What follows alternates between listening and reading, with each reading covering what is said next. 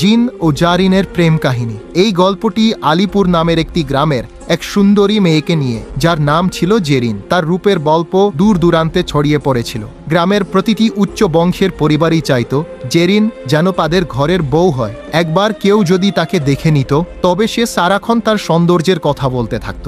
ধীরে ধীরে তার রূপের গল্প গ্রামের প্রতিটি মানুষের কান পর্যন্ত পৌঁছে যায়। আর তখন সবার একটাই ইচ্ছা হয়ে দাঁড়ায় জেরিনের সাথে বিয়ে করা। একদিন গ্রামের এক পুরনো বটগাছের নিচে কয়েকজন যুবক হাসি ঠাট্টা করছিল। গাছটি ছিল গ্রামের প্রাচীনতম গাছ। চারপাশে শোনা যেত নানা ধরনের গল্প। কারো মতে এই গাছ অভিশপ্ত, কারো মতে এখানে রাতের বেলা আগুন জ্বলতে দেখা যায়, আবার কেউ বলতো এখানে নাকি জিন থাকে। তবে সেদিন দুপুরবেলা রোদ ছিল তীব্র আর হাওয়া একেবারেই নিস্তব্ধ। সেই যুবকের দল হাসাহাসির মাঝে হঠাৎ করে জেরিনের কথা তুলল। ইস, যদি জেরিন আমার বউ হতো। বলল কাদির। তুই একা কেনে, আমরা সবাই চাই। হাসতে হাসতে বলল বেলাল। আল্লাহ যেন একদিন এমন মিরাকেল করে। হাসির রোল পড়ে যায়। কিন্তু তারা জানতো না, ঠিক তাদের মাথার ওপর গাছের পেঁচানো শিকড়ের ভেতর থেকে এক জোড়া লালচে চোখ সব কিছু লক্ষ্য করছিল। গাছটির গায়ে ধুলোমাখা সবুজ শ্যাওলার ভেতর থেকে এক অদৃশ্য সত্তা, এক প্রাচীন জিন, নাম তার আজরান। এই কথাগুলো শুনে বিষণ্ণ হল। আজরান ছিল বটগাছের বাসিন্দা কয়েক শত বছর ধরে। সে মানুষের কণ্ঠ শুনত, অনুভব করত তাদের আবেগ। কখনো কষ্ট পেলে একা একা হাহাকার করত। কিন্তু মানুষ তাকে দেখত না, জানত না সে কি গভীর ভালোবাসা জমিয়ে রেখেছে জেরিনের প্রতি। হ্যাঁ, আজরান জেরিনকে ভালোবাসত। প্রথম যেদিন জেরিন মায়ের হাত ধরে গাছের নিচে দিয়ে হেঁটে যাচ্ছিল, তখনই আজরান এক অদ্ভুত আলো দেখেছিল তার চারপাশে। তার মনে হয়েছিল মেয়েটির চোখে এক আলাদা শক্তি আছে, শান্তি, মায়া আর কিছুটা বেদনা। এরপর থেকে আজরান প্রতিদিন গাছের ছায়া থেকে জেরিনকে দেখত।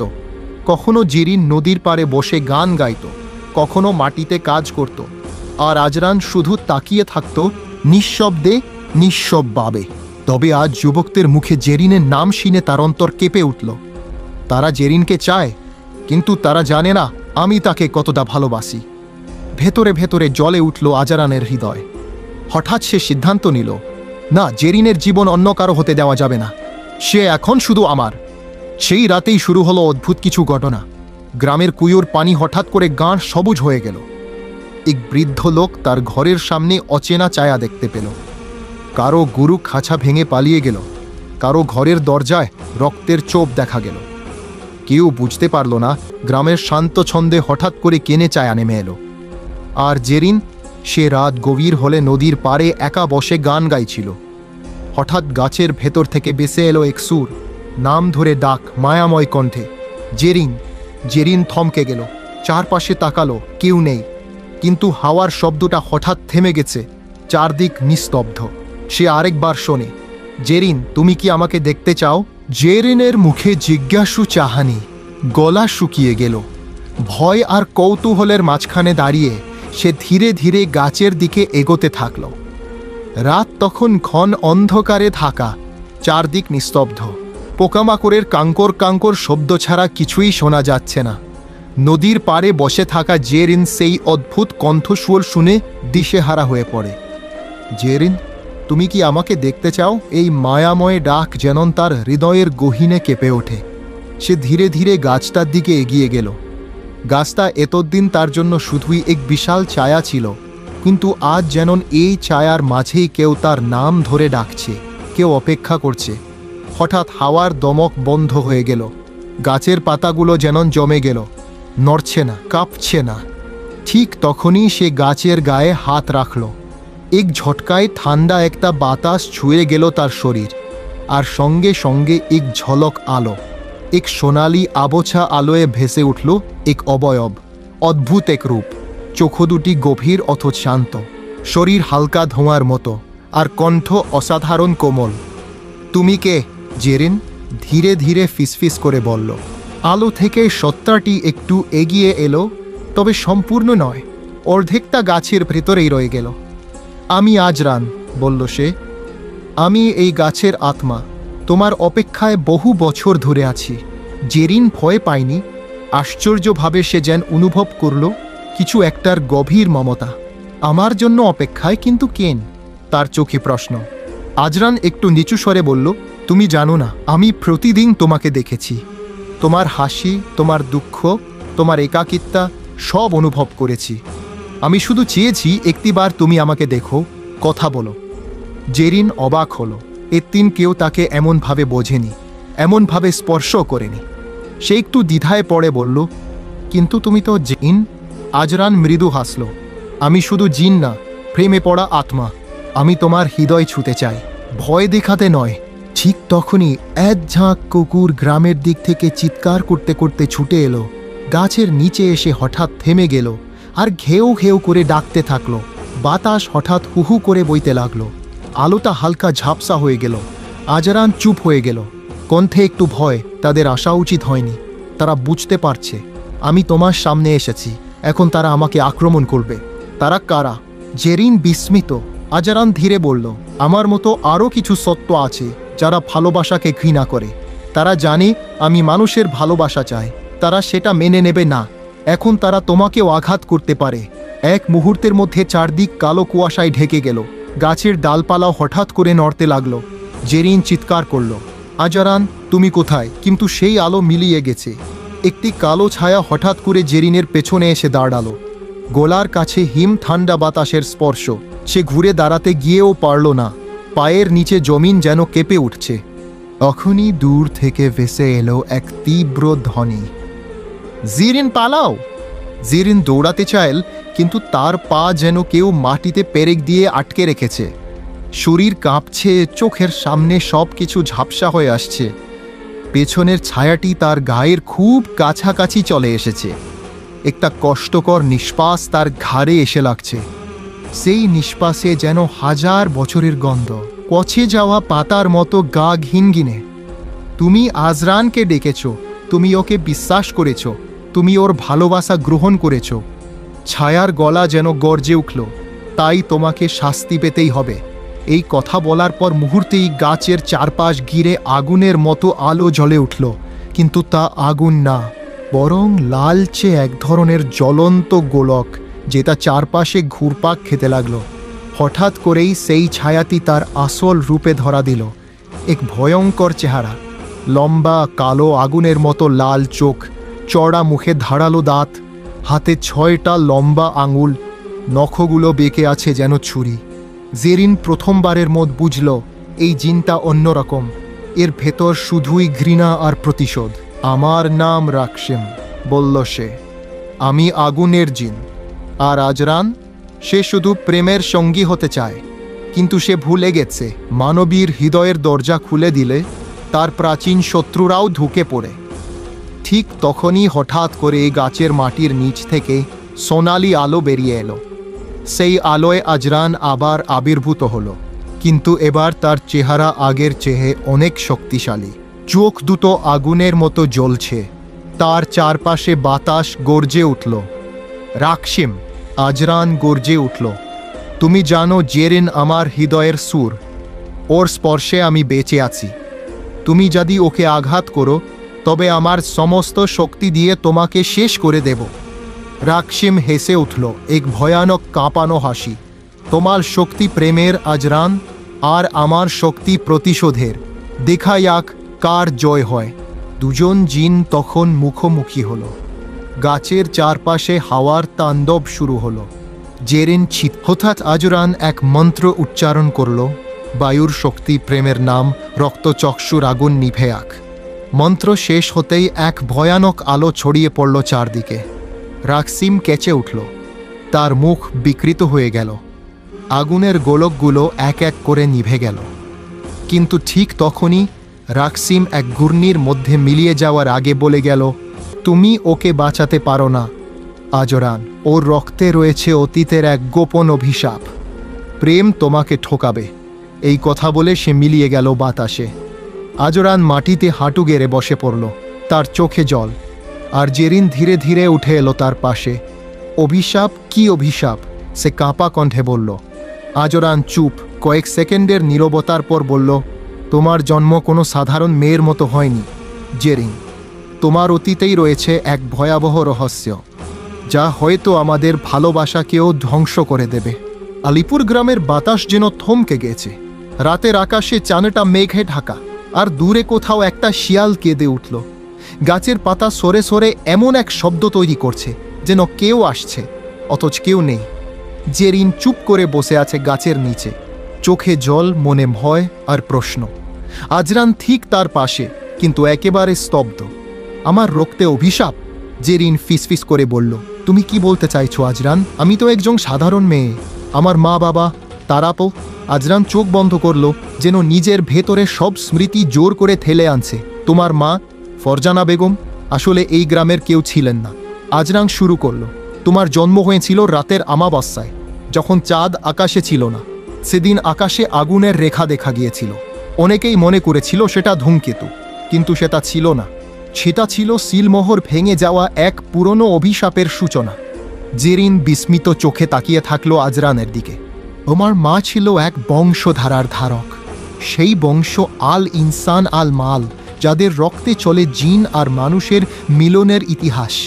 তাদের পূর্বপুরুষদের কেউ এক জিনের প্রেমে পড়ে গিয়েছিল, আর তাদের সন্তান ছিল এমন এক রক্তের বাহক, যার মধ্যে ভালোবাসা যেমন প্রবল, তেমনি ধ্বংসের ক্ষমতাও সীমাহীন। আজরান ধীরে ধীরে জেরিনের হাত ধরল। তুমি শুধু সুন্দরী নও জেরিন, তুমি এক বিশেষ রক্তের ধারক। তোমার হৃদয়ের মধ্যেই রয়েছে সেই প্রাচীন শক্তি যা একদিন সকল জিনেকেও কাঁপিয়ে দিয়েছিল। রাকসিম জানে তোমাকে ব্যবহার করলেই সে আবার মুক্তি পাবে তার বন্দিত্ব থেকে। জেরিনের গলা শুকিয়ে এলো। তুমি সব জানো, তাই না? আজরান মাথা নিচু করল। আমি জানি। আমি তোমার দিকে প্রথম তাকিয়েই বুঝে গিয়েছিলাম তুমি আলাদা। আমি তোমাকে ভালোবেসেছি ঠিকই, কিন্তু তোমার নিরাপত্তার জন্য। তোমার ভেতরে যে শক্তি আছে তুমি জানো না সে কি ভয়ানক। তাহলে? জেরিন ফুপিয়ে উঠল। তুমি আমাকে ভালোবেসেছিলে শুধুই আমার রক্তের জন্য? আজরানের চোখ ছলছল করে উঠল। সে জোরে বলল, না, আমি ভালোবেসেছি তোমার জন্য জেরিন। তুমি আমার হৃদয়ের প্রার্থনা। কিন্তু এই প্রেমকে রক্ষা করতে হলে তোমাকে জানতে হবে তুমি কে, তোমার শিকড় কোথায়, এবং কিভাবে সেই অভিশাপকে প্রতিহত করবে। জেরিন উঠে দাঁড়াল, চোখে অদ্ভুত শক্তির ঝিলিক। তাহলে আমাকে নিয়ে চলো, সে বলল। আমার অতীত যেখানে থেকে শুরু সেখানে। আমি জানতে চাই আমার মা কে ছিলেন, কি সেই অভিশাপ। আমি সত্য জানতেই চাই। আজরান মাথা নয়ালো সম্মতিতে। তাহলে আমাদের যেতে হবে আলিপুর গ্রামের বাইরে, সেই পুরনো ধ্বংসবশেষে, যেখানে তোমার মায়ের শেষ নিঃশ্বাস পড়েছিল, যেখানে শেষবার দেখা গিয়েছিল রক্তচক্ষুর প্রতিভু রাক্ষসী লাইমিয়াকে। লাইমিয়া? জেরিন ধ্বনিটা যেন ঠোঁটের ফাঁক দিয়ে বের করে আনল। আজরান বলল, হ্যাঁ। সকাল বয়ে এলেও আলিপুরের আকাশটা অস্বাভাবিক রকমের ভারী ছিল। সূর্য যেন মেঘের ভেতরে নিজেকে লুকিয়ে রেখেছে। আজরান আর জেরিন দুজনেই পায়ে পায়ে এগোচ্ছে গ্রামের এক পুরনো অঞ্চল, যেখানে আগে এক প্রাচীন মাদ্রাসা ছিল। এখন তা ধ্বংসস্তূপে পরিণত হয়েছে। ইট, ধুলা, ঝোপঝাড় আর কুয়াশায় ঘেরা এক মৃত নিস্তব্ধ জায়গা। এই জায়গাটি ছিল জেরিনের মায়ের মৃত্যুর স্থান। চারপাশে শুকনো পাতার খসখস শব্দ, আর ঝোপের ভেতর থেকে মাঝে মাঝে কিচিরমিচির আওয়াজ, যেন কোনো অজানা প্রাণী লুকিয়ে দেখছে তাদের। এই জায়গাটা কেন এত ভয়ানক লাগছে? জেরিন ফিসফিস করে জিজ্ঞেস করল। আজরান থেমে গেল। একটা পাথরের উপরে হাত রেখে সে বলল, কারণ এই জায়গার মাটির নিচে একটা সিলমোহর আছে যা আজও ভাঙেনি। এখানেই লাইমিয়াহা শেষ দেখা দিয়েছিল, আর এখানে তোমার মা ফরজানা বেগম তাকে আটকে দিতে গিয়ে প্রাণ হারিয়েছিলেন। জেরিন চোখ বড় বড় করে তাকিয়ে রইল। তাহলে আমার মা কি কোনো জাদুকরী ছিলেন? আজরান ধীরে মাথা নাড়ল। তোমার মা ছিলেন একজন সিলরক্ষক। সিলরক্ষকরা জন্মান বিশেষ চিহ্ন নিয়ে, যাদের রক্ত দিয়ে অভিশপ্ত আত্মাদের বন্দী করা যায়। ফরজানা সেই কাজটি করছিলেন, কিন্তু শেষ মুহূর্তে সে বাধা পেয়েছিল একজন বিশ্বাসঘাতকের কাছ থেকে। জেরিনের বুকের ভেতরটা কেঁপে উঠল। বিশ্বাসঘাতক? কে? ঠিক তখনই পেছনের ঝোপের ভেতর থেকে একটা মৃদু হাসি ভেসে এলো। একটা কণ্ঠস্বর বলল, অবশেষে তুমি এসেছ ছোট্ট জেরিন। মায়ের মতো বোকা হবে না আশা করি। আজরান চোখের দৃষ্টিতে জেরিনকে ইশারা করল চুপ থাকার জন্য। ধীরে ধীরে সে তার কোমরের তলোয়ারের হাতলে হাত রাখল। হঠাৎ ঝোপ সরিয়ে একজন বেরিয়ে এলো, কোটের ভিতর পুঁথির মালা, গলায় তাবিজ আর মুখে বিকৃত হাসি। সে বলল, আমি হাফিজ, ফরজানার সেই পুরনো সাথী যার বিশ্বাস ভেঙে দিয়েছিল বন্ধুত্ব। আমি সেই ব্যক্তি যার রক্তে প্রবাহিত হচ্ছে লাইমিয়াহার ছায়া। জেরিন চিৎকার করে উঠল, তুমি তুমি আমার মাকে মেরেছ? হাফিজ হেসে উঠল, না বাচা, আমি তাকে মারিনি। সে নিজেই মরে গিয়েছিল আমাকে বিশ্বাস করে। তবে আজ তোমার রক্ত লাগবে, কারণ তোমার রক্ত দিয়ে খোলা যাবে সিলমোহর আর জাগবে লাইমিয়া। আজরান আর এক মুহূর্ত সময় নষ্ট করল না। সে তলোয়ার বের করতে বাতাসে ছায়ারা ঘনিয়ে এলো। অদ্ভুত সব আকৃতি গাছের ছায়া থেকে বেরিয়ে আসছে, কিছুটা মানুষ, কিছুটা ছায়ার মতো। জেরিন পিছিয়ে গেল, ভয় তার শরীর তাকে কাঁপিয়ে দিচ্ছে। কিন্তু হঠাৎ তার বুকের ভেতরে একটা অজানা জ্বালা অনুভব করল, যেন তার হৃদয়ের কোনো লুকানো দ্বার খুলে যাচ্ছে। আজরান চিৎকার করে উঠল, জেরিন, তোমার শক্তি জাগাও, মনে করো তোমার মায়ের শেষ প্রার্থনা। তৎক্ষণাৎ জেরিনের কপালে একটা সোনালি আলো জ্বলে উঠল। তার চোখ চলছে আগুনের মতো। বাতাস থেমে গেল। ছায়াগুলো আরেকবার সামনে আসতে চাইলেও তার চারপাশে একটা আলোয় তৈরি হওয়া বলয় যেন তাদের পুড়িয়ে ফেলল। হাফিজ পিছিয়ে গেল, ভয় তার চোখে স্পষ্ট। তুমি তো এখনো প্রস্তুত হয়নি, সে বলে ছায়ার মাঝে মিলিয়ে গেল। জেরিন মাটিতে বসে পড়ল, দম নিতে নিতে বলল, হেই, এই শক্তি আমার মধ্যে কোথা থেকে এলো? আজরান পাশে বসে তার কাঁধে হাত রাখল। এই তো শুরু জেরিন, সত্যিকারের যুদ্ধে এখন শুরু হয়েছে। সন্ধ্যার আকাশে লালচে আলো ছড়িয়ে পড়েছে। ধ্বংসস্তূপের মাঝখানে বসে জেরিন ধীরে ধীরে নিজের নিঃশ্বাস নিয়ন্ত্রণে আনছে। তার ভেতরের অজানা শক্তির বিস্ফোরণ যেন শরীরকে ক্লান্ত করে দিয়েছে। আজরান তার পাশে বসে বলল, তুমি কেমন আছো? আমি জানি না, আমার শরীরের ভেতরে কিছু একটা যেন বদলে যাচ্ছে। জেরিন ধীরে বলল, তার চোখে ভয়, বিস্ময় আর এক অদ্ভুত আত্মবিশ্বাস। আজরান তাকে বলল, তোমার মায়ের রক্তে যে সিল রক্ষকের শক্তি ছিল তা তোমার মধ্যেও ছিল। এর দিন সেটা ঘুমিয়েছিল, আজ হাফিজের উপস্থিতি সেটাকে জাগিয়ে তুলেছে। জেরিন হঠাৎ কিছু শুনতে পেল। হাওয়ার মাঝে ভেসে আসছে একটা কর্কশ কণ্ঠস্বর, জেগে উঠো, রক্তের ডাকে সাড়া দাও, তার রক্তে আমায় ডাকে। আজরান উঠে দাঁড়ালো, ওরা আসছে, আমাদের এখনই এখান থেকে বেরোতে হবে। তারা দুজনে ধ্বংসস্তূপের ভেতরের এক গুপ্ত দরজা দিয়ে নিচে নেমে গেল। সিঁড়িগুলো ছিল ভাঙা, বহু পুরনো, আর চারপাশে ঝুল আর ধুলোয় ভরা। নিচে নেমেই তারা এক গুহার মুখে পৌঁছালো। সেই গুহার দেওয়াল জুড়ে প্রাচীন রুন অক্ষরে লেখা, ছায়ার দেশ, এখানে আলো প্রবেশ করে না আর ছায়া কোনোদিন মরে না। আজরান বলল, এই গুহার ভিতর দিয়েই ছায়ার বেশে যেতে হয়, যেখানে লামিয়া বন্দী ছিল। হাফিজ নিশ্চয়ই ওখানেই যাচ্ছে সিল ভাঙতে, আমাদের তাকে থামাতেই হবে। জেরিন একটু ভয় পেয়ে বলল, আমরা কি বাঁচব? আজরান চোখে দৃঢ়তা নিয়ে বলল, তুমি আছো, আমি আছি, আর আমরা একা নয়, কেউ আমাদের সাহায্য করতে আসছে। ঠিক সেই মুহূর্তে গুহার ভেতরে তীব্র শব্দে বাতাস কেঁপে উঠল, আলো ছড়িয়ে পড়ল, আর তার মাঝে এক ছায়ামূর্তি ধীরে ধীরে স্পষ্ট হয়ে উঠল। সে ছিল এক যুক্তি, ঘন নীল পোশাক, রূপালি চুল, চোখ দুটো নীলাভ আলোয় ঝলমল করছে। আমি লায়না, সে বলল, তোমার মায়ের একমাত্র ছাত্রী। ফরজানা আমাকে পাঠিয়েছিলেন ভবিষ্যতের যুদ্ধের জন্য প্রস্তুত করতে। আজ সেই সময় এসেছে। জেরিন বিস্ময়ে তাকিয়ে বলল, তুমি আমাকে চিনো? লায়না মৃদু হেসে বলল, তোমার জন্মের আগেই তোমার ভাগ্য লেখা হয়ে গেছে। তুমি রক্ষক, কিন্তু তুমি শুধু রক্ষক নও, তুমি সেতু, আলো আর ছায়ার মাঝের সেতু। তোমার মধ্যেই বন্ধ হবে নাকি খুলবে ছায়ার গেট। আজরান সাবধান করে বলল, আমরা যদি দেরি করি হাফিজ সিল ভেঙে ফেলবে। লায়না বলল, তবে চলো, ছায়ার দেশে প্রবেশ করতে হবে এখনই। তিনজন হাতে হাত রেখে যখন সেই ছায়ার গুহায় প্রবেশ করল, তখনই চারপাশে অন্ধকার গা হয়ে উঠতে লাগল। বাতাসটা হয়ে উঠল ভারী, আর দূরে কানে এলো সেই ভয়ঙ্কর কর্কশ গলা, তোমরা এলে, এবার রক্তপাত হবে। অন্ধকার গুহার পথ পেরিয়ে জেরিন, আজরান এবং লায়না যখন ছায়ার রাজ্যে প্রবেশ করল, চারপাশের পরিবেশ হঠাৎ করেই বদলে গেল। আকাশ এখানে রক্তাভ কালো, মাটি জ্বলন্ত ছাইয়ের মতো গরম, আর বাতাসে অদ্ভুত গন্ধ, একই সাথে জ্বালা পোড়া ধূপ আর শূন্যতা। এখানে দিনের আলো বলে কিছু নেই, আছে কেবল ম্লান একরকমের ধূসর আলো, যা কিনা যেন সব কিছু নিঃসার করে দেয়। লায়না বলল, এই রাজ্যের সময় চলে না, ঘড়ির কাঁটা থেমে থাকে। যারা একবার ঢোকে তাদের স্মৃতি, শরীর, চিন্তা সব ধীরে ধীরে খেয়ে ফেলে ছায়ের আগুন। হঠাৎ মাটির নিচ থেকে তীব্র কম্পন শুরু হলো।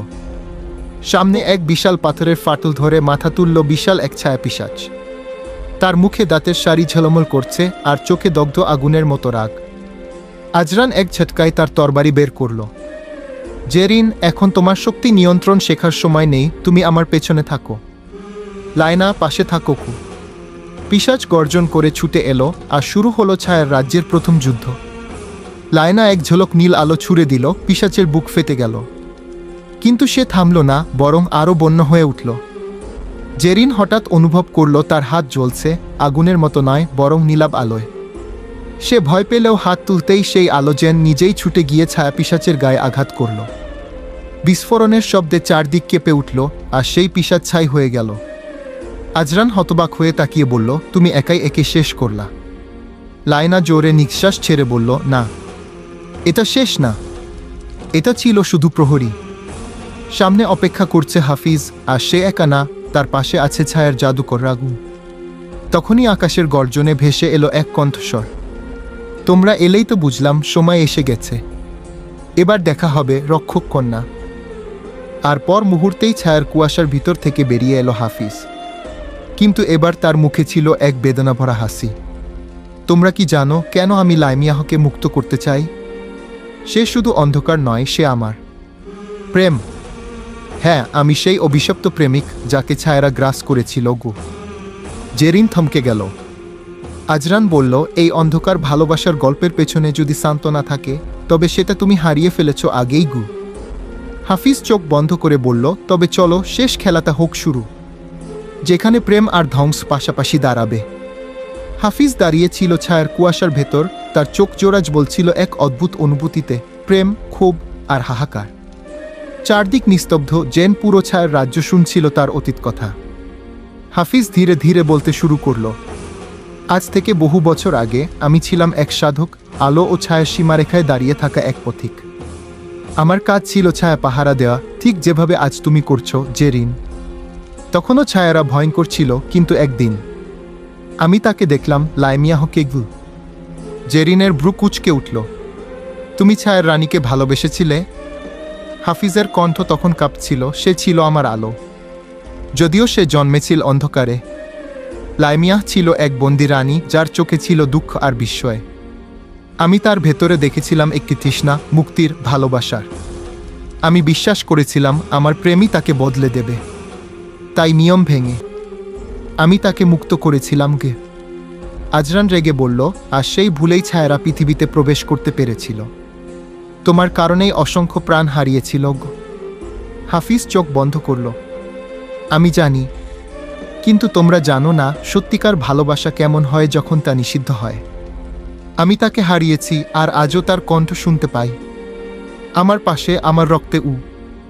তখনই হাওয়া ঘূর্ণি আকারে উঠল আর এক নারী কণ্ঠ গুঞ্জন করল, হাফিজ, তুমি আমার হয়ে এসো। আবার জেরিনের গা কাটা দিয়ে উঠল। সেই কণ্ঠের মধ্যে এক অদ্ভুত মায়া ছিল যা তাকে কাঁপিয়ে দিল। সে বলল, কিন্তু সে তো এখন এক দানব, এক ভয়ঙ্কর ছায়ার রানী গু। হাফিজ এগিয়ে এসে বলল, তবে কি তুমি ভাবো অন্ধকারে জন্ম মানেই সে খারাপ?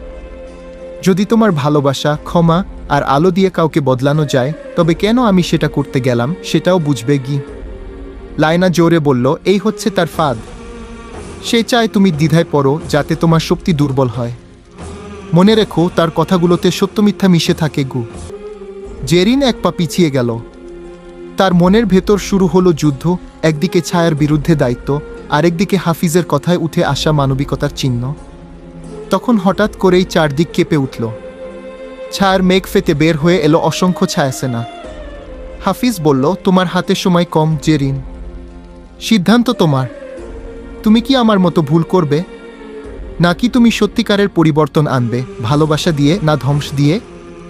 আজরান তার তরবারি উঁচিয়ে বলল, সময় শেষ, এখন যুদ্ধ হবে। ছায়ার আকাশে গর্জন উঠল। অসংখ্য ছায়াসেনা কালো ধোয়ার মতো ঝাঁকে ঝাঁকে নেমে এলো। তাদের চোখে আগুন আর হাতে ছায়ার বর্ষা। হাফিজ নীরবে দাঁড়িয়ে রইল, যেন এই ভয়াবহতা সে নিজেই তৈরি করেছে, কিন্তু রুখবে না, শুধু দেখবে কি করে জেরিন তার সিদ্ধান্ত নেয়। আজরান এক পা সামনে এসে দাঁড়ালো। লায়না, তুমি ডান দিকটা ধরো। জেরিন, আমরা সময় কিনব, তুমি তোমার ভিতরের শক্তি খুঁজে বের করো। এখন শুধু তুমি পারো আমাদের সবাইকে রক্ষা করতে। লায়না 2 হাত তুলে এক রশ্মি ছুঁড়ে মারল, ছায়ার সৈন্যদের প্রথম সারি ছিন্নভিন্ন হয়ে গেল। আজরান সামনে ঝাঁপ দিল, ছায়াসেনাদের সঙ্গে তলোয়ারের ধাতব ধ্বনি মিশে গেল ভয় আর সাহসের সুরে। জেরিন দূরে দাঁড়িয়ে রইল, কিন্তু তার ভিতর চলছিল আরও ভয়াবহ এক যুদ্ধ। হাফিজের কণ্ঠ বারবার মাথায় বাজছিল, তুমি কি জানো ভালোবাসা দিয়ে কিভাবে ছায়াকেও বদলে দেওয়া যায়? তার চোখে হঠাৎ ভেসে উঠল আব্বার চেহারা, মায়ের হাসি, গ্রামের নিঃশব্দ পথ, এবং সেই পুরনো বটগাছ যার নিচে দাঁড়িয়ে সে প্রথমবার হাওয়ার মধ্য দিয়ে কারো চোখের ছোঁয়া অনুভব করেছিল। হ্যাঁ, সেই জবিনের। হঠাৎ তার শরীর যেন হালকা হয়ে গেল। চোখ বন্ধ করতেই চারপাশে এক সাদা আলো জ্বলে উঠল। সেই আলো ছায়ার অন্ধকার ঠেলে সামনে এগিয়ে যেতে লাগল। আজরান অবাক হয়ে পিছন ফিরে তাকালো। জেরিন যেন এক নীলাপ শিখার মতো জ্বলছিল। তার চোখে ছিল দিতা, আর 2 হাত ঘিরে এক অদ্ভুত জাদু। সে উচ্চারণ করল, আমি বিশ্বাস করি ভালোবাসা শক্তি, কিন্তু তার আগে দরকার ন্যায় বিচার। আর আজ আমি তোমাদের সামনে দাঁড়ালাম রক্ষক হিসেবে, ক্ষমাশীল প্রেমিক নয়। সে 2 হাত উঁচিয়ে ছায়ার মেঘের দিকে তাক করল। এক ছলকে সেই আলো ছুটে গেল, আঘাত করল ছায়া সেনাদের হৃদয়ে। মুহূর্তেই তারা ভিড়ে ভিড়ে গলে গেল হাওয়ায়। যারা বেঁচে ছিল পালিয়ে গেল চিৎকার করতে করতে। হাফিজ হতবাক হয়ে জিজ্ঞেস করল, তুমি তাহলে আমাকে না বাঁচিয়ে ছায়াদের ধ্বংস করলে? জেরিন ভিড়ে ভিড়ে তার দিকে এগিয়ে দিয়ে বলল, তুমি ভালোবাসতে পারো হাফিজ, কিন্তু তুমি বিশ্বাসঘাতকতা করেছিলে নিজের দায়িত্বের মানুষের। তুমি যে ছায়াকে বাঁচাতে চাও সে তোমাকে খেয়ে ফেলবে একদিন। এখন আমি বাধ্য তোমাকে থামাতে গুম। হাফিজ কিছু বলার আগেই পেছন থেকে ছায়ার কুয়াশা মোচড় দিয়ে উঠল।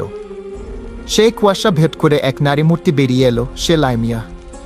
তার চোখে ছিল বিষণ্ণতা, মুখে অপার সৌন্দর্য, আর দেহের চারপাশে ঘূর্ণি ধোঁয়াশা। সে বলল, তুমি কি আমায় ভুলে গেছো হাফিজ? তুমি কি আমায় ধ্বংস হতে দেবে এই মেয়ের হাতে? হাফিজ ধীরে ধীরে হাঁটু গেড়ে বসে পড়ল। না, না, আমি পারবো না তোমায় হারাতে গু। ছায়া রাজ্যে যেখানে প্রতিটি মুহূর্ত অন্ধকারে পূর্ণ, সেখানে লাইমিয়াহর উপস্থিতি যেন এক নতুন বিপদ ডেকে আনি। তার চোখে ছিল এক অদ্ভুত আলো, কিন্তু সেই আলো ছিল বিষাক্ত। তার মুখে ছিল এক মায়ের হাসি, কিন্তু সেই হাসির ভেতর লুকানো ছিল গভীর শত্রুতা। লাইমিয়াহ নীরবে এগিয়ে এসে বলল, তুমি কি জানো হাফিজ, তুমি আমাকে কখনোই পুরোপুরি ভালোবাসতে পারনি। তুমি আমাকে যেভাবে ভালোবাসতে চেয়েছিলে তা ছিল আমার অস্তিত্বের জন্য অভিশাপ। এই অন্ধকার আমার জন্য নয়, এটি শুধু তোমার দুর্বলতার প্রতিফলন। হাফিজ কিছু বলল না, শুধু মাটিতে চোখ পড়ল। সে জানতো লাইমিয়াহর কথাগুলো ঠিক। সে যেভাবে তাকে ভালোবাসতে চেয়েছিল তা ছিল শুধু এক ভয়ানক ভুল। জেরিন দ্রুত এগিয়ে গিয়ে বলল, এটা শেষ হতে দেবে না হাফিজ। আমি জানি তুমি ভুল ছিলে, কিন্তু তুমি যে পথ দেখিয়েছিলে তা এখনো আমাদের সামনে। আর তোমাকে সাহায্য করতে আমি আসছি, জিনের পথ ধরে অন্ধকারের মুখে দাঁড়িয়ে কি। লাইমিয়াহর মুখে এক ভয়ানক হাসি ফুটে উঠল। সে বলল, তুমি আমাকে প্রতিরোধ করতে চাও জেরিন? তুমি কি জানো তোমার ভালোবাসা এবং শক্তি কখনোই আমার কাছে পৌঁছাবে না? অথচ জেরিন এক পা সামনে বাড়িয়ে বলল, তোমার অন্ধকার কোনোদিনই আমার ভালোবাসার শক্তির কাছে দাঁড়াতে পারবে না। তুমি একদিন ভুল বুঝতে পারবে লাইমিয়া, যে কেউ যদি তোমাকে ভালোবাসতে চায় সে তোমার অন্ধকারকে জয় করতে চাইবে না, তবে সে তোমাকে আলো দেখাবে।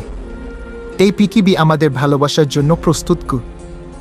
একথা বলার সঙ্গে সঙ্গে জেরিনের হাত থেকে এক বিশাল নীলাপ আলো বের হয়ে গেল, যা ছায়াকে ভেদ করে রানীর সামনে এসে দাঁড়ালো।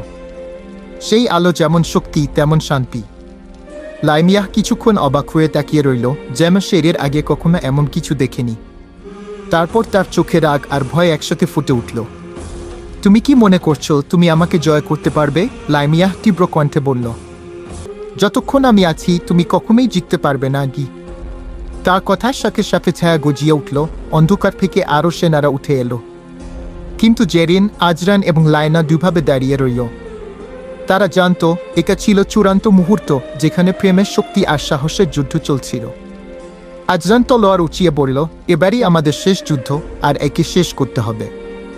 লাইমিয়া আবার নিজের অন্ধকার ঘূর্ণি তৈরি করে চারপাশে ছড়িয়ে দিল, কিন্তু জেরিন ডিকার সাথে তার হাত থেকে আলো শিখা ছুড়ে দিল। সেই আলো লাইমিয়াহর ঘূর্ণি ভেদ করে তার চোখে আঘাত করল। পুরো ছায়া রাজ্য কাঁপাতে শুরু করলো এবং লাইমিয়াহ এক ভয়ঙ্কর চিৎকারে গড়াগড়ি খেয়ে নিচে পড়ল। না, এটা অসম্ভব, সেই চিৎকার করে বলল, আমি জিতবি। কিন্তু জেরিনের চোখে ডিকার ঝলক ছিল। সে বলল, না লাইমিয়াহ, তুমি কখনোই জিততে পারবে না যদি তুমি ভালোবাসা, বিশ্বাস এবং ক্ষমা গ্রহণ না করো। এক ঝলক আলো তার উপর থেকে ছড়িয়ে পড়ল, আর তার কুয়াশা ধীরে ধীরে গলে গিয়ে হারিয়ে গেল। সেই মুহূর্তে লাইমিয়াহ অন্ধকার থেকে বেরিয়ে আসলো, তার চোখে এক অনুতপ্ত দৃষ্টিভঙ্গি। তবে তখনও পুরোপুরি ছায়ামুক্ত হয়নি সে। তার ভেতরে এক দ্বন্দ্ব ছিল, অন্ধকার আর আলো, ভালোবাসা আর ঘৃণা। জেরিন তার দিকে হাত বাড়িয়ে বলল, এখন সময় এসেছে লাইমিয়া। তুমি যদি চাইলে তুমি আবার নতুন জীবন শুরু করতে পারো। তুমি আবার আলোর পথে চলতে পারো। লাইমিয়া কিছুক্ষণ দাঁড়িয়ে থাকলো, তারপর ধীরে ধীরে তার চোখে কাদো চোখে জল ঝরল। সে বলল, তোমরা ঠিক বলেছ। আমার ভেতরে যা ছিল তা কখনই ভুল ছিল। আমি ক্ষমা চাচ্ছি। লাইমিয়াহর চোখে ছিল এক নতুন দৃষ্টিভঙ্গি, এক প্রকার উন্মুক্ততা, যেন দীর্ঘকাল পর প্রথমবারের মতো সূর্যকে দেখছে। তার মধ্যে যে অন্ধকার ছিল তা ধীরে ধীরে মলিন হতে শুরু করল। সে জানত তার পথ আর কখনোই একরোখা হবে না। আজ থেকে সে একটি নতুন জীবন শুরু করতে চায়। কিন্তু সেই পরিবর্তন কি পুরোপুরি সম্ভব? তার হৃদয়ের গভীরে এখনো অনেক কিছু অসমাপ্ত রয়ে গেছে। জেরিন তার দিকে এগিয়ে এসে বলল, তুমি একদম ঠিক সিদ্ধান্ত নিয়েছ লাইমিয়া। পৃথিবী কখনোই নিঃশব্দ নয়।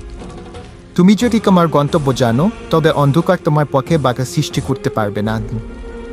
লাইমিয়াহ মাথা নিচু করে চোখ মুছতে মুছতে বলল, তুমি আমার জন্য এক নতুন পথ খুলে দিলে। আমি কখনো জানতাম না যে আলো কেমন শক্তিশালী হতে পারে। সারা জীবন অন্ধকারে ডুবে থেকেছি, কিন্তু এখন আমি অন্য কিছু চাই। কিন্তু আমার কপাল কি হবে? জেরিন ধীরে ধীরে তার পাশে এসে দাঁড়িয়ে বলল, তোমার কপাল তোমার হাতে। তোমার হৃদয় যদি সত্যি হয়, তবে তুমি নিজেই নতুন পৃথিবী তৈরি করতে পারবে। আর সেই পৃথিবী কখনোই অন্ধকারে ডুববে না। তবে যখন তাদের কথা শেষ হলো, তখন জেরিনের মনেও এক সন্দেহ এসে গিয়েছিল। হাফিজের দিকে তাকিয়ে সে জানল, এখন সে নিজেই যেন একটি সংকটে পড়েছে। হাফিজ তার পাশে দাঁড়িয়েছিল, কিন্তু সে কি কখনো সত্যি জেরিনের অনুভূতি বুঝতে পারবে? তুমি কি জানো জেরিন, হাফিজ বলল, তোমার এই সিদ্ধান্ত শুধু তোমার জীবনই নয়, আমারও এক নতুন বাস্তবতা তৈরি করবে। কিন্তু আমি জানি তোমার হৃদয়ে আরও অনেক কিছু লুকানো আছে, যেটি তুমি আমাকে বলো না। কি? জেরিন তার দিকে তাকিয়ে বলল, আমি জানি হাফিজ, তুমি সত্যি ভাবো, কিন্তু আমি জানি আমার হৃদয়ে অন্য কিছু আছে।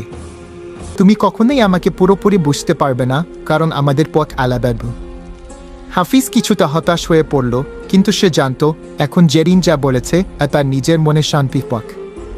সে যে সিদ্ধান্তে পৌঁছেছে তা মেনে নিতে হবে। একজন যোদ্ধার মতো লাইমিয়াহ আবার দাঁড়িয়ে বলল, আমাদের সময় এসেছে, পৃথিবী আবার নতুন করে শুরু হবে। কিন্তু তার আগে আমি তোমাদের সাহায্য চাই। আমি জানি না এই নতুন জীবন কেমন হবে, তবে তোমাদের সাহায্য ছাড়া আমি কখনোই আবার আলোর পথে ফিরে আসতে পারবো না। আজরান আর লাইনার কাছে চলে এসে তার দিকে হাত বাড়িয়ে দিল। আজরান বলল, আমরা সবাই এখানে আছি লাইনিয়া। তুমি যদি সত্যি এ নতুন পথ নিতে চাও, তবে আমরা তোমার পাশে আছি। লাইমিয়া ধীরে ধীরে তাদের দিকে তাকিয়ে বলল, তোমরা জানো আমি আর কখনোই পুরানো ছায়ার রাজ্যে ফিরব না। আজ থেকে আমি এই পৃথিবীকে অন্য চোখে দেখতে চাই।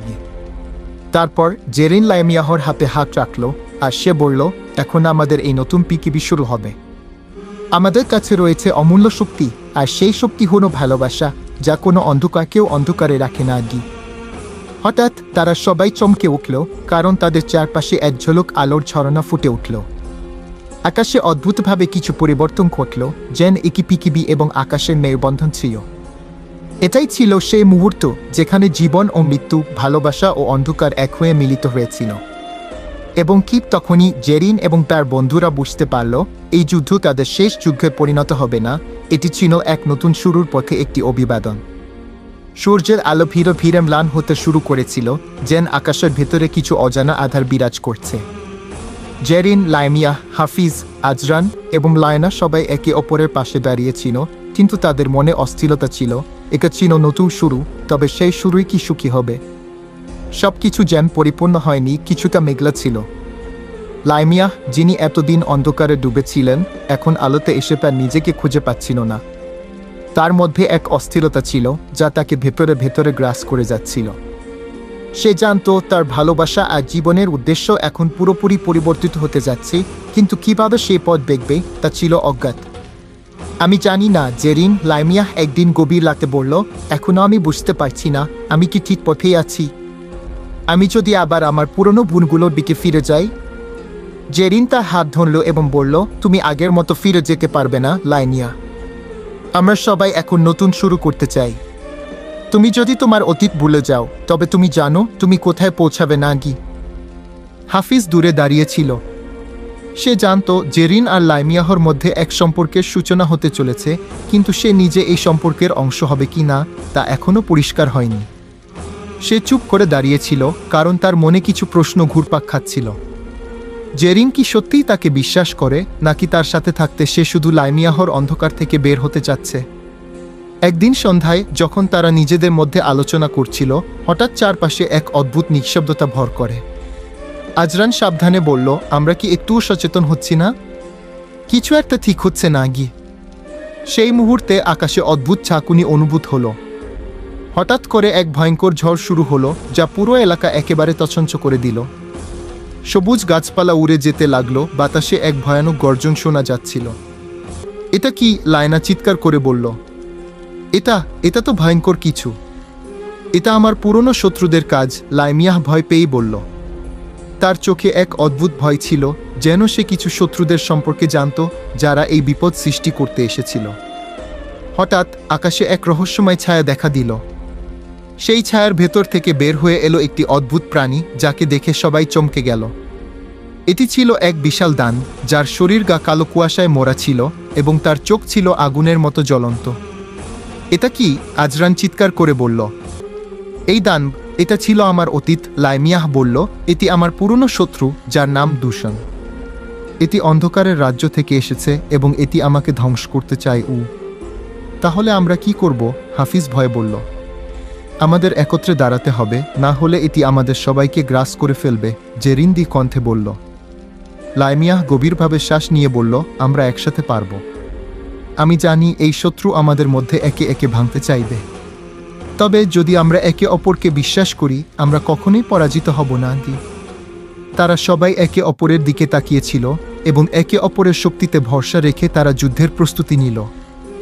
সেই দানবের দিকে তাকিয়ে তারা জানত এটি সহজ হবে না, কিন্তু একে অপরকে ছেড়ে দিলে তাদের হারানো নিশ্চিত। ঝড় থামছিল না। বাতাস যেন তীব্র হতে থাকল এবং গ্রামটি এক ভয়ানক শক্তির কবলে পড়ল। তার মধ্যে লাইমিয়াহ জানত এখন তার অতীতের অন্ধকার ফিরে এসেছে। দূষণ, যে দানবটি তার অতীতে তাকে অত্যাচার করেছিল, আজ তার সামনে দাঁড়িয়েছিল। তবে লাইমিয়াহ এখন আর সেই আগের ভীত সন্ত্রস্ত লাইমিয়াহ ছিল না। তার মন এখন এক শক্তি নিয়ে পূর্ণ ছিল। সে জানত এই যুদ্ধে তার বন্ধুদের ছাড়া সে কিছুই করতে পারবে না, কিন্তু একত্রে তারা যে কোনো কিছু পারবে। আমরা একত্রে লড়ব, লাইমিয়াহ বলল। তার কণ্ঠে দ্বিধা ছিল। তুমি যে আমাকে একসময় ভয় দেখিয়েছিলে, সে ভয় আর আমাকে স্পর্শ করতে পারবে না। এখন আমি তোমাকে পরাস্ত করব। দূষণ সশব্দে হাসল, তার চোখ থেকে আগুনের মতো অগ্নি বের হচ্ছিল।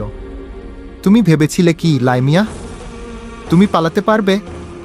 তোমার শক্তি এতই সীমিত যে আমি তোমাকে এক মুহূর্তে ধ্বংস করতে পারি। তোমার এই বন্ধুদের সহায়তা নিয়ে তোমরা কিছুই করতে পারবে না। এখন তোমাদের পরিণতি আমার হাতে। এ কথা বলে দূষণ নিজের শক্তি বৃদ্ধি করতে শুরু করল।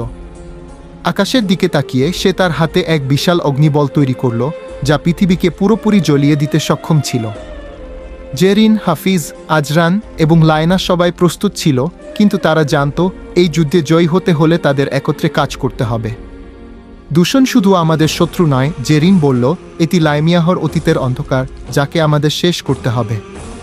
কিন্তু মনে রেখো, আমরা যদি একে অপরকে বিশ্বাস করি, তবে আমাদের শক্তি অসীম হয়ে উঠবে। তুমি ঠিক বলেছ, জেরিন, আজরান বলল। তবে আমাদের নিজেদের ভয় ও অনিশ্চয়তাকে পরাজিত করতে হবে। এই যুদ্ধ শুধু বাহ্যিক নয়, অন্তরঙ্গ। আমাদের একসাথে একে অপরের শক্তিতে ভরসা রাখতে হবে গু। লাইমিয়াহ গভীর শ্বাস নিয়ে বলল, যুদ্ধ শুরু হওয়ার আগে আমি তোমাদের কাছে একটি প্রতিশ্রুতি চাই। আমরা সবাই একে অপরকে শেষ পর্যন্ত সাহায্য করব। আমার অতীতের অন্ধকার আমার একার না, এটি আমাদের সকলের।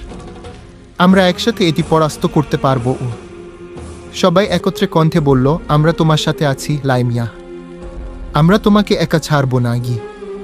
এ সময় দূষণ তাদের দিকে এগিয়ে আসলো, তার অগ্নির বল আরও বড় হতে থাকলো। তোমরা আমার কাছে কি আশা করছো? তুমি কি ভাবছো তোমরা আমাকে হারাতে পারবে? আমরা হারব না, হাফিজ গর্জন করে বলল। আমরা একসাথে এই অন্ধকারকে পরাজিত করব। তাদের মধ্যে একটি শক্তিশালী আধ্যাত্মিক শক্তি তৈরি হতে শুরু করল, যেন পুরো পৃথিবীকে তাদের একতাবদ্ধ আত্মবিশ্বাসের শক্তি স্পর্শ করতে চাইছে। যুদ্ধ শুরু হলো। দূষণ অগ্নির বল ছুড়তে শুরু করলো, কিন্তু জেরিন ও আজরান তাদের শক্তি দিয়ে তাকে রোধ করতে থাকল। লায়না দ্রুত তার নিজস্ব শক্তি প্রয়োগ করে লাইমিয়াহকে শক্তিশালী করে তোলে। হাফিজ তার তরবারি নিয়ে দূষণের দিকে এগিয়ে গিয়ে শত্রুকে প্রতিরোধ করল। এই যুদ্ধটি ছিল কেবল বাহ্যিক নয়, এটি ছিল একটি অন্তর্দ্বন্দ্বের লড়াই। লাইমিয়াহ জানত তার অতীতের অন্ধকারকে ধ্বংস করতে হলে তাকে নিজেকেই আগে জয় করতে হবে। তার অজানা ভয় এবং অনিশ্চয়তা এখন তার শক্তির মধ্যে পরিণত হচ্ছিল। দূষণ করা হাসি দিয়ে বলল, তোমরা জানো না লাইমিয়াহ, তোমার অতীত কি ভীষণ শক্তিশালী ছিল। আমি জানি আমি তোমাকে শেষ করতে পারবো, কারণ আমি তোমার সব কষ্ট জানি দি। লাইমিয়াহ তার চোখ বন্ধ করে একে একে নিজের অতীতের সব কষ্ট মুছে ফেলে। তার মন এখন এক সুদৃশক্তি হয়ে উঠল, যা কোনো অন্ধকারের রোধ করতে পারবে না। তুমি যা ভাবছো তা আর তুমি করতে পারবে না। আমি তোমার কষ্টের শিকার হয়ে থেকেছি, কিন্তু এখন আমি তোমাকে শেষ করতে প্রস্তুত। আজ থেকে আমার অতীত মারা যাবে গু। একটি বিস্ফোরণ হলো, শক্তির একটি বিশাল ঢেউ ছড়িয়ে পড়ল এবং সমস্ত আকাশ জ্বলতে শুরু করল। দূষণ চিৎকার করে উঠল, কি হচ্ছে? আর তারপর পুরো পৃথিবী এক ঝলক আলোয় ভরে উঠল। আলো অন্ধকারকে পরাস্ত করেছিল, তবে যুদ্ধের ফলাফল তখনও অস্বচ্ছ ছিল। লাইমিয়াহ আর তার বন্ধুরা নিজেদের চারপাশে ছড়িয়ে থাকা ধোঁয়া ও ধ্বংসের মধ্যে দাঁড়িয়েছিল।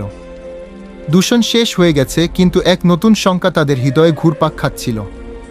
দূষণের বিশাল শরীর মাটিতে পড়ে গিয়েছিল, কিন্তু সে মৃত ছিল না।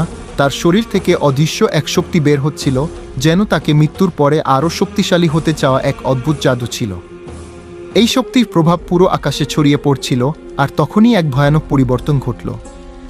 জেরিন, আজরান, লাইমিয়াহ, হাফিজ এবং লায়না সবাই একত্রে দাঁড়িয়েছিল। তাদের চোখে একে অপরের জন্য আতঙ্ক ও আশঙ্কা ছিল। তারা জানত যুদ্ধ শেষ হলেও বিপদ শেষ হয়নি। এটা কি? লাইমিয়াহ অবাক হয়ে বলল, দূষণ এখনও আমাদের থেকে চলে যায়নি। তার শক্তি এখনও আমাদের ভেতর ঘুরছে গি। আজরান চুপচাপ আকাশের দিকে তাকালো। এটা কি কোনো পুরানো অভিশাপের চিহ্ন? না, লাইমিয়াহ বলল, এটা কিছু ভিন্ন।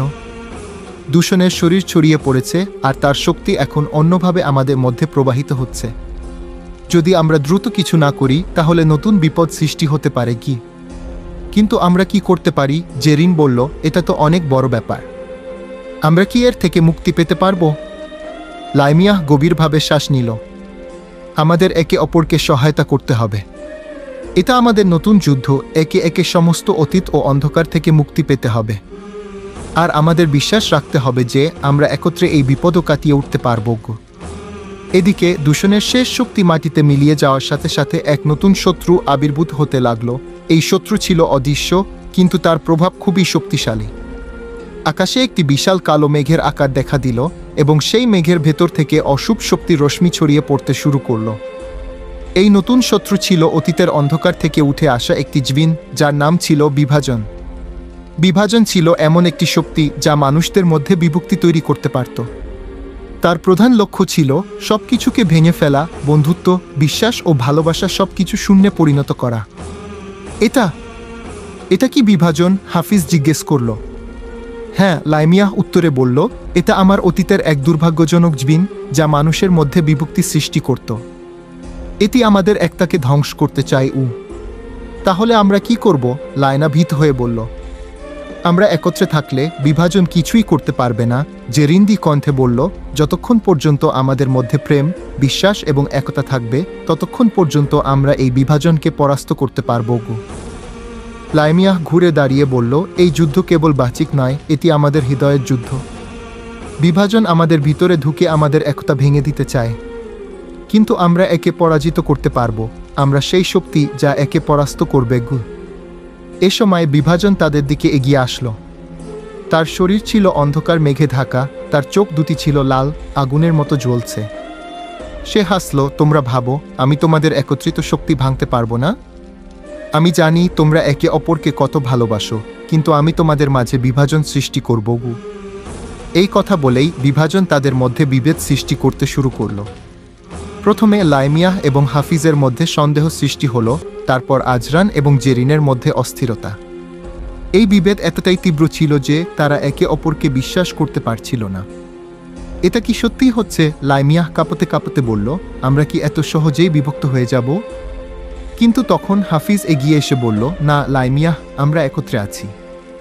বিভাজন যতই চেষ্টা করুক, আমরা একে অপরকে হারাবো না। আজরান, জেরিন এবং লায়না একে অপরের পাশে এসে দাঁড়ালো। তারা জানত যদি তারা একত্রে না থাকে তবে বিভাজন তাদের ভেঙে ফেলবে। তারা তাদের আত্মবিশ্বাসে একত্রিত হয়ে যুদ্ধ শুরু করল। এই যুদ্ধের ফলাফল এখন অজানা ছিল, তবে তারা জানত যদি তারা একে অপরকে হারাতে না দেয় তারা কোনো কিছুই হারাবে না। যুদ্ধ চলছে, বিভাজন তাদের মধ্যে বিভেদ সৃষ্টি করার জন্য নিরন্তর চেষ্টা করছে।